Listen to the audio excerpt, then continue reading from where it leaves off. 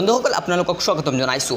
মুছলিমসকলে সকলো সময়ত টুপি পৰিধান কৰি থাকে, কথাই কথাই ইনশাআল্লাহ কয় অথবা আৰবী উৰ্দু শব্দৰ বাহিৰে কথা কওঁতে অক্ষম।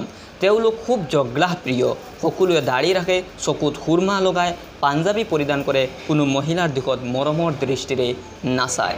হাংগামা, অসৎ কাম, নিষ্ঠুৰতা সকলোৱেই মুছলিমসকলৰ কাম।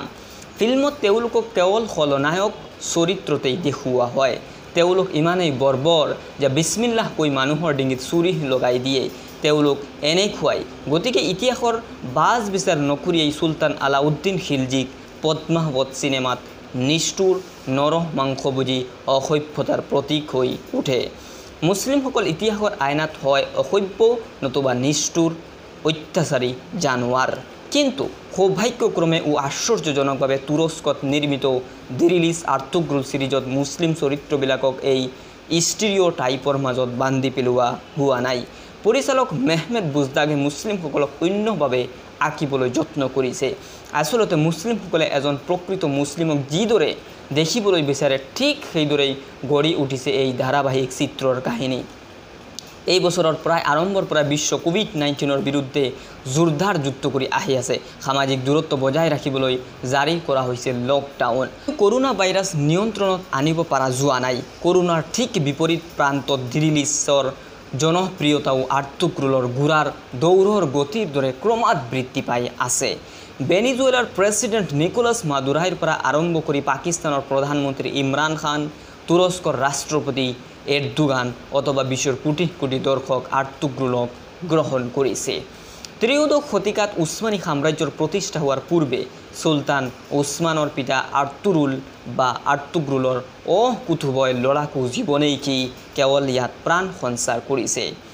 DFX/SFX চিনেমাটোগ্ৰাফী, অভিনয় দক্ষতা আৰু কাহিনীৰ অসামান্য ভুনুটেই কি দৰ্শকক বান্ধি ৰাখিছে স্মাৰ্টফোন বা টিভিৰ পৰ্দাত, নে অন্য কিবা যিটো মুছলিম তৰুণ তৰুণী যিসকলে বুদ্ধিৰ বয়সৰ পিছতেই কেৱল চিহ চিহ শুনিবলৈ অভ্যস্ত, যিসকলে মুছলিমসকলৰ চাকৰ খানচামা বিশ্বাসঘাতক প্ৰতাৰক অথবা খলনায়ক চৰিত্ৰই দেখি অভ্যস্ত।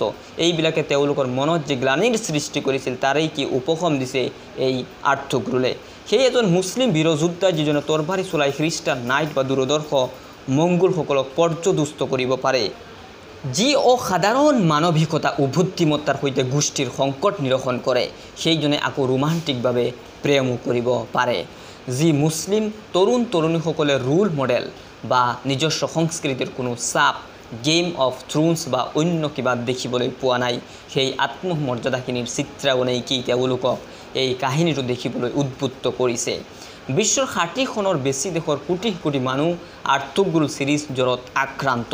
মধ্যপ্ৰাচ্য, দক্ষিণ আফ্ৰিকা, দক্ষিণ এছিয়া বিয়পি দক্ষিণ আমেৰিকাৰ দেশবিলাকতো এইটোৱে বিশেষভাৱে জনপ্ৰিয়তা লাভ কৰিছে। পাশ্চাত্যৰ পপ কালচাৰক হেৰুৱাই এৰদোগানৰ দেশত তৈয়াৰ হোৱা টিভি ছিৰিজ সোমাই পৰিছে সেইখনতো।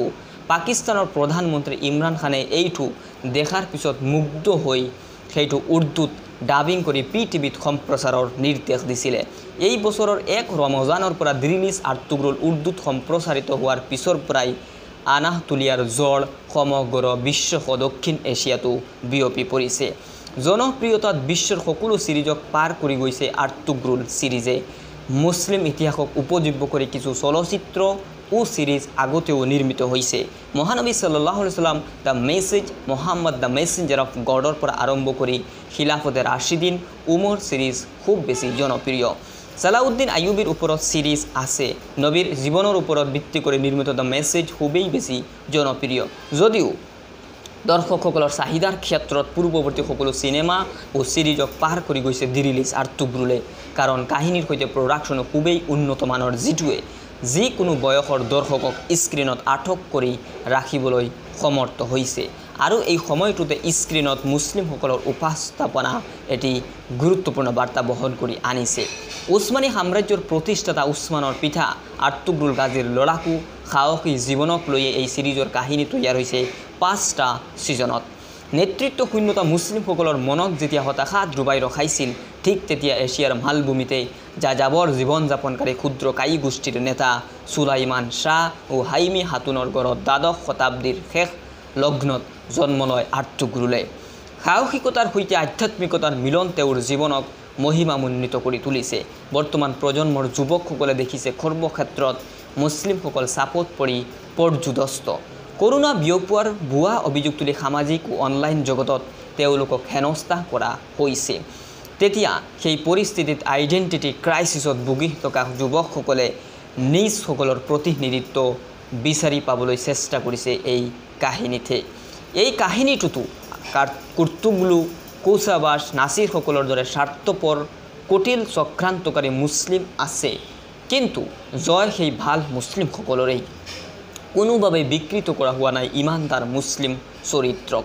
মুছলিম সকলো প্ৰতাগনিষ্ট হ'ব পাৰে, সেইটো এই চিৰিজে প্ৰমাণ কৰি দিছে। ঐতিহাসিক এই চিৰিজত আৰ্তুগ্ৰুলৰ চৰিত্ৰত অভিনয় কৰিছে তুৰ্কী অভিনেতা এনজিন আলতান দুজাইতানে। তেওঁৰ অনবদ্য অভিনয়েও দিৰিলিছ আৰ্তুগ্ৰুলৰ দৰ্শকপ্ৰিয়তা পোৱাৰ কাৰণ হিচাপে উল্লেখ কৰা যায়। তেওঁৰ সহযোগী বামচি, টাৰগুট, দোগান চৰিত্ৰবিলাকে দৰ্শকসকলৰ মন জয় কৰিবলৈ সক্ষম হৈছে। সমকালীন দাৰ্শনিক ইবনে আৰাবীৰ উপস্থিতি ইয়াৰ অনন্য বৈশিষ্ট্য তুলি ধৰিছে। তুৰ্কী মুছলিমসকলৰ আত্মপৰিচয়ৰ হেৰুৱা ইতিহাসৰ স্বৰূপ সন্ধানো ইয়াত কৰা হৈছে। মেহমদ বুজদাগে অসাধাৰণ এটা উপহাৰ দিছে। নাৰী চৰিত্ৰবিলাকক তেওঁ অসাধাৰণ সাহসী ও নেতৃত্বগুণ সম্পন্ন দেখুৱাইছে। বাংলা, হিন্দী চিৰিয়েলৰ দৰে তেওঁলোকে কেৱল কান্দা ও কুটিল চক্ৰান্ত কৰি সময় নকটায়, বৰঞ্চ তেওঁলোকে প্ৰয়োজনত তৰবাৰী চলাবও পাৰে ও গোষ্ঠী পৰিচালনাও কৰিব পাৰে। হাইমিমা, হালিমা চুলতানা চৰিত্ৰবিলাক এইবাবেই মানুহৰ মনত বিশেষভাৱে জাগা কৰি লৈছে। কোভিড-19ৰ প্ৰেক্ষাপটতো দেশত মুছলিম বিৰোধী প্ৰপেগেণ্ডা জাৰি আছে। কৰোণা ভাইৰাছ বিয়পোৱাৰ ভুৱা অপবাদ দি মুছলিম ও ইছলামক কলুষিত কৰাৰ অপচেষ্টা কৰা হৈছে। বিশ্বজুৰি ইছলামোফোবিয়াৰ মোকাবিলা কৰিবলৈ আধুনিক প্ৰজন্ম বিশেষভাৱে আগ্ৰহী। তুৰস্ক, পাকিস্তান ও মালয়েছিয়া তিনি ৰাষ্ট্ৰপ্ৰধানে কিছু মাহ আগত এক আলোচনাত সিদ্ধান্ত লৈছিলে পশ্চিমা টেলিভিছন ও মিডিয়াত যিদৰে ইছলাম বিদ্বেষ বিয়পোৱা হৈছে ও ভুলভাৱে উপস্থাপন কৰা হৈছে, ইয়াৰ বিৰুদ্ধে তেওঁলোকে একজোট হৈ যুঁজিব। এটা আন্তৰ্জাতিক ইংৰাজী মাধ্যম চেনেলৰ কথাও তেওঁলোকে চিন্তা কৰিছে। আৰ্তুগ্ৰুল অনেকখিনি সেই প্ৰচেষ্টাৰে এটা উদাহৰণ।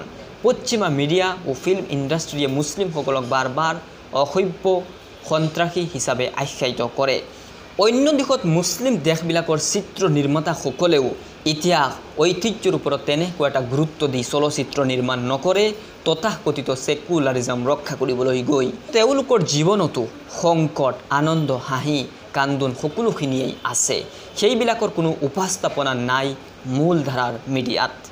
আমেৰিকাৰ ৰেমি ইউছুফৰ ৰেমি ৱেব ছিৰিজ বা আৰ্তুগ্ৰুল সেই অভাৱকেই পূৰণ কৰাৰ চেষ্টা কৰিছে। আমাৰ সাহিত্য সংস্কৃতিত সংখ্যাগৰিষ্ঠ শ্ৰেণীৰ আধিপত্যবাদ প্ৰতিষ্ঠিত হৈছে, ফলত তেওঁলোকে যিটো সাহিত্য বুলি ভাবিছে সেইটো কেৱল সাহিত্য বা চলচ্চিত্ৰ হৈ উঠিছে। সেইখনত মুছলিমসকলে কিদৰে উঠি আহিছে সেইটো প্ৰশ্ন ইমান দিন কোনোবাই কৰা নাই। কিন্তু তথাকথিত মেইন ষ্ট্ৰীম কালচাৰৰ সাম্ৰাজ্যবাদী মানসিকতাৰ প্ৰতি ব্ৰুহ কুচি দেখা আৰম্ভ হৈছে আৰু তৰুণ প্ৰজন্মই তেওঁলোকৰ উত্তৰ খুজি পাইছে আৰ্তুগ্ৰুল চিৰিজৰ মাজত। পাশ্চাত্য ভাৱধাৰাৰ বাহিৰত গৈ শালীনতা ও নৈতিকতাৰ মানদণ্ড বজাই ৰাখি কোটি কোটি মানুহৰ মন জয় কৰি বিশাল আৰ্থিক সাফল্যও যে পোৱা যায় তাৰো প্ৰমাণ এই ঐতিহাসিক ড্ৰামা চিৰিজ দিৰিলিছ আৰ্তুগ্ৰুল।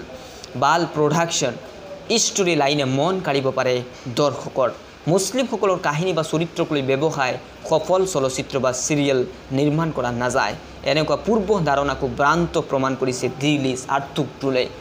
চিৰিয়েলটো বিশ্বৰ বিভিন্ন ভাষাৰ লগতে বাংলা, উৰ্দুতো ডাবিং কৰা হৈছে, যিবিলাক ইউটিউব, ফেচবুক, নেটফ্লিক্সত উপলব্ধ।